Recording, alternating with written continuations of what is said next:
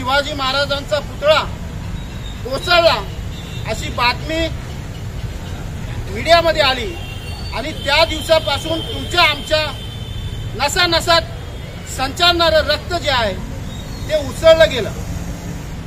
बंधूंनो, भारतीय जनता पक्षाचं सरकार या देशाच्या या राज्याच्या सत्तेवर आल्यापासून यांनी छत्रपती शिवाजी महाराजांचे पुतळे तर जागेवर ठेवलेच नाहीत, परंतु त्यांचा विचार सुद्धा गुंडाळून ठेवल्याचा प्रकार या ठिकाणी आपल्याला पाहायला मिळतो।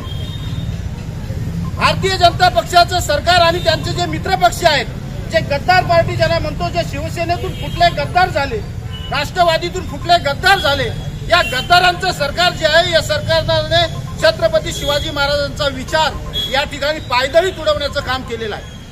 बंधूंनो, या ठिकाणी जे राज्यपाल होते, कोश्यारी त्याचं नाव होतं, त्या राज्यपालाने छत्रपती शिवाजी महाराजांच्या बद्दल अनेकदा वेगवेगळी आणि अतिशय खालच्या दर्जाची वक्तव्य केली, परंतु त्या राज्यपालाला फक्त विरोधी पक्ष म्हणून आपण जाब विचारला, परंतु सत्तेत असणारे हे जाड कातडीचे जे सरकार आहे यांनी मात्र त्यांची पाठराखण करण्याचं काम केलेलं आहे।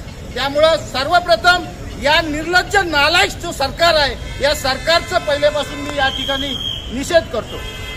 बंधूंनो, छत्रपती शिवाजी महाराज एक असं व्यक्तिमत्व आहे, या देशाच्या नव्हे तर जगाच्या इतिहासामध्ये या राजाला तोड नाही आणि या राजाचा इतिहास खोडून काढण्याचं काम हे सरकार करत आहे, असं माझा या ठिकाणी आरोप आहे।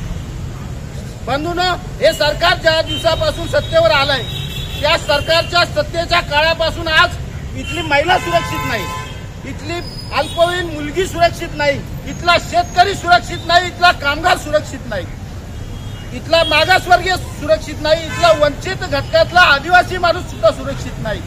का तर यांनी त्याचं जे विकासासाठी त्याला लागणाऱ्या जी साधनं आहेत, ती साधनं हळूहळू बंद करण्याचं काम या सरकारने केलेलं आहे आणि उगाच फक्त सत्तेसाठी, मतांसाठी स्टंटबाजी करून अशा पद्धतीचे पुतळे उभारायचं काम केलंय। बंधूंनो, आपल्याला आठवत असेल, याच सरकारने देशाचे पंतप्रधान मोदीजींनी मुंबईत येऊन अरबी समुद्रामध्ये शिवरायांचं आंतरराष्ट्रीय दर्जाचं स्मारक बांधण्याचं या ठिकाणी घोषणा केली, नव्हे तर भूमिपूजन सुद्धा केलं। समुद्रात जाऊन त्यांनी नारळ सुद्धा अर्पण केला, परंतु त्या स्मारकाचं झालं काय? मला वाटतं फक्त हे सत्तेसाठी या सगळ्या गोष्टी करतायत। मध्ये मालवणमध्ये त्यांनी घाईघाईने अगदी इथं प्रस्तावनामध्ये सांगितलं गेलं की कशा पद्धतीने अगदी विना अनुभवी माणसाला ते सत्तेत पुतळ्याचं काम दिलं आणि तो पुतळा उभारला, तो सुद्धा केवळ आणि केवळ स्वार्थासाठी, सत्तेसाठी, मतांसाठी तो पुतळा उभारला गेला आणि तो पुतळा निकृष्ट दर्जाचा होता, त्यामुळे तो पडला। बंधूंनो, या पुतळ्याच्या संदर्भात महाराष्ट्रातील प्रत्येक माणसाचं मत जे आहे ते अत्यंत अग्रेसिव्ह अशा पद्धतीचं आहे। या सरकारला जाब विचारायचा आहे। बंधूंनो, आपण या ठिकाणी कार्यकर्ते जमलेलो आहोत, परंतु गावागावात गेलं पाहिजे।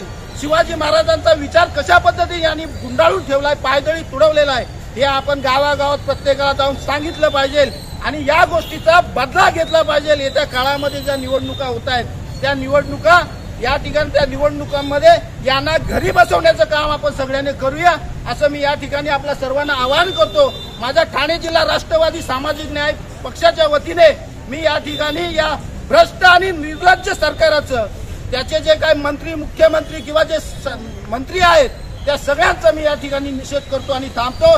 जय हिंद, जय राष्ट्रवादी, जय भीम।